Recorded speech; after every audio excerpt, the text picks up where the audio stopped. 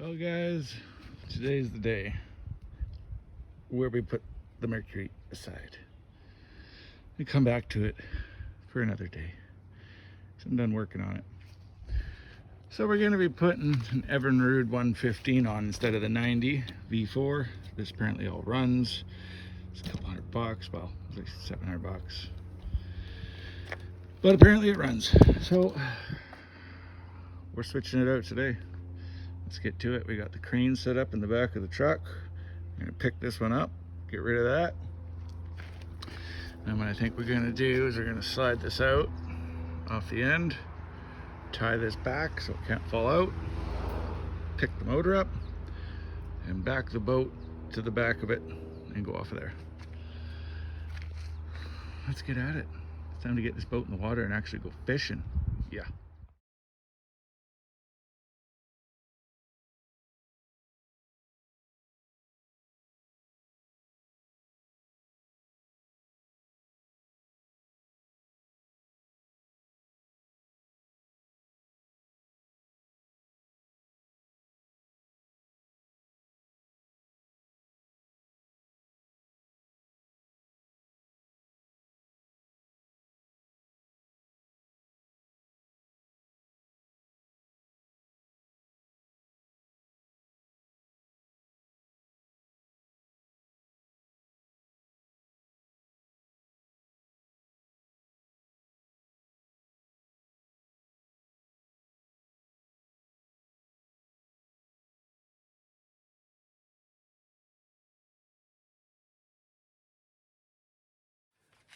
All right, guys, we got her bolted on. It was beautiful. I mean, to go from a Mercury over to a Johnson, bolt holes line directly up, you just slap the sucker on.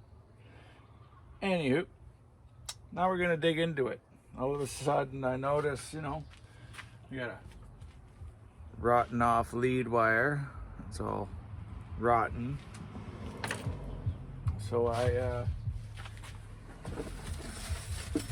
have a bunch of lead wires, all brand new, but trying to get those ends in there, holy friggin' forget about it. I just spent $90 getting 4 lead wires. Ridiculous, but I ain't dealing with it. I just want to put it in the water, spend a little bit of money. So I'm gonna go put all new lead wires on. If you need a video on how to change lead wires, you don't need that. No, let me do it. So there's your part numbers.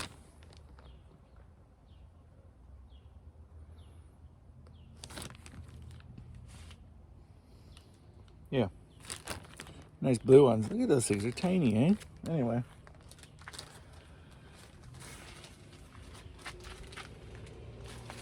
I guess they're the right length. I mean, pretty short.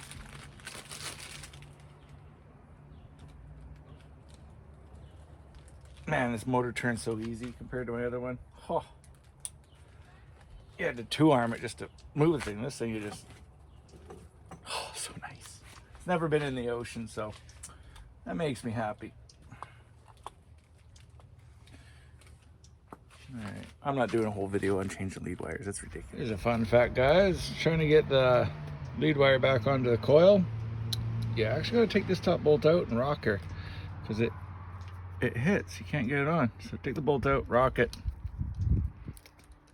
get it on there nice. Put your bolt back in. That's all. All right, guys, we're gonna do a compression test on this thing. We're gonna do a before and after. I watched a little video about some Seafoam and what it can do for a 2-stroke. Pretty incredible. It can boost your compression up like 10 to 20 psi. So anyway, we got the key all back here. I think it's all connected. Let's try it out. Guess not. Where does this one go? Ignition from throttle. I gotta figure it out still. I'm gonna do this old-fashioned way.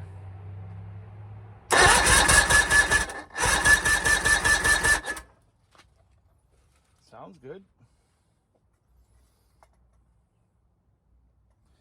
And we got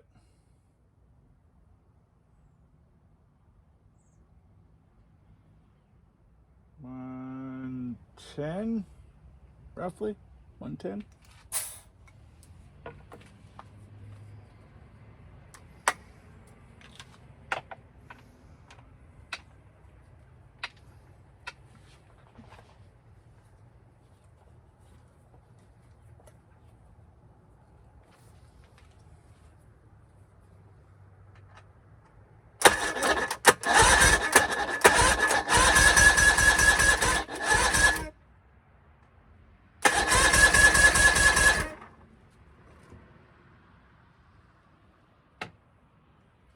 About 100, just like it is on here. 110, 120, or 110, 100, 110, 110 it says. You never know how old those marks are, so don't trust them.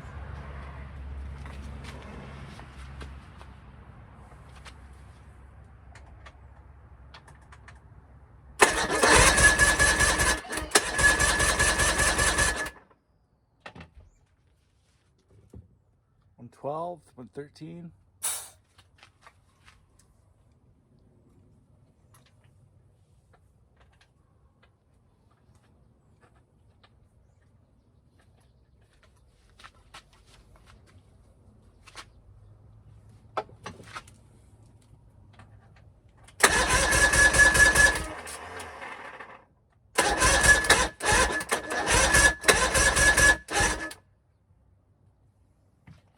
Yeah. Another 110. So yeah, these markings on here are accurate. Now, what I found out is Seafoam Deep Creep.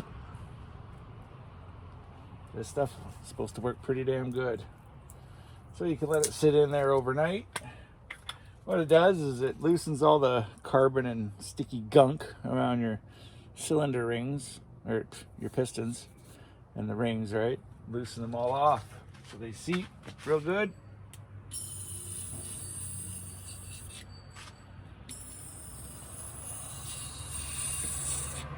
I'm not gonna go shy with this.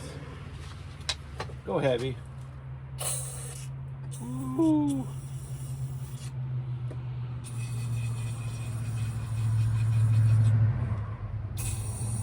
Stuff shoots like a bloody fire hose. All right, we're gonna let that sit, and I'm gonna clean up the motor. Turns over, it's got compression. I'll let it sit for a bit while I work on things, clean it all up, and then we'll crank over, blow that out, put spark plugs back in, and give her a fire. Another thing I wanted to check, I didn't get to check when I bought it, is leg oil. Let's see what color it is. Please don't be white. Black's good, brown's good, green's perfect. You only want to get a little bit out of here. Oh no.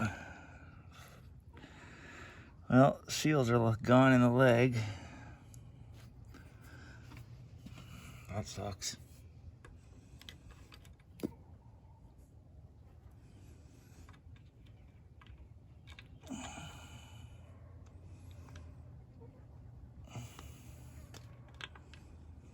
I need a drip tray here.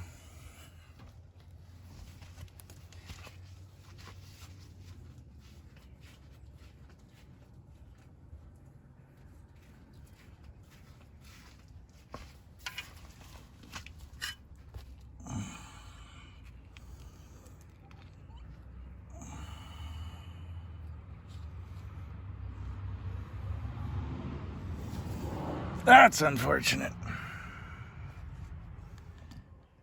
Well, safe to say the leg's full of water. Nasty. So it looks like the primer's leaking as well.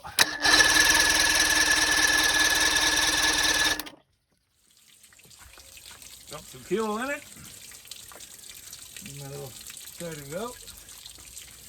That'll work.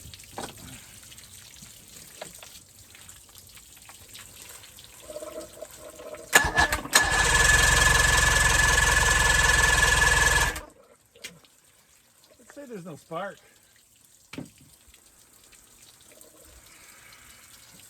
It's just a guess, though. I think it's an accurate one.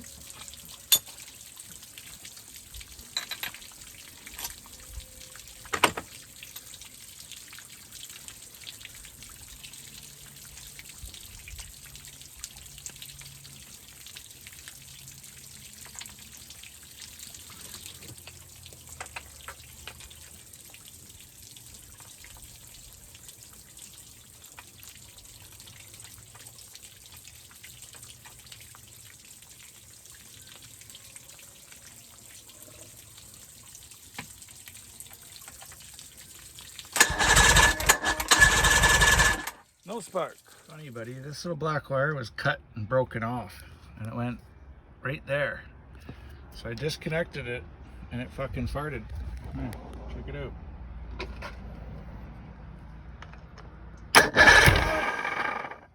See? All right, let's try it again then.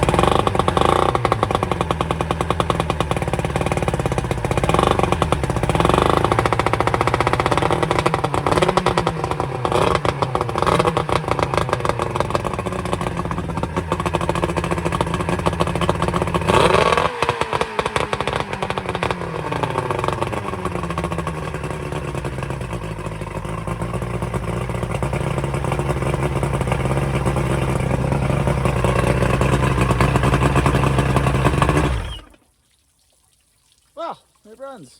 That's good. All right, so go get yourself some diesel.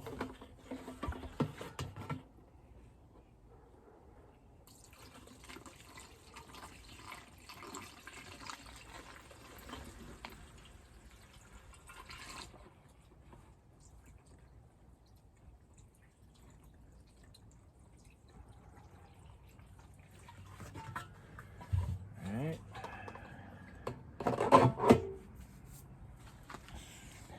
You're gonna need yourself a little pump, all right? You get these at any store, any automotive store. And put that in your bottle.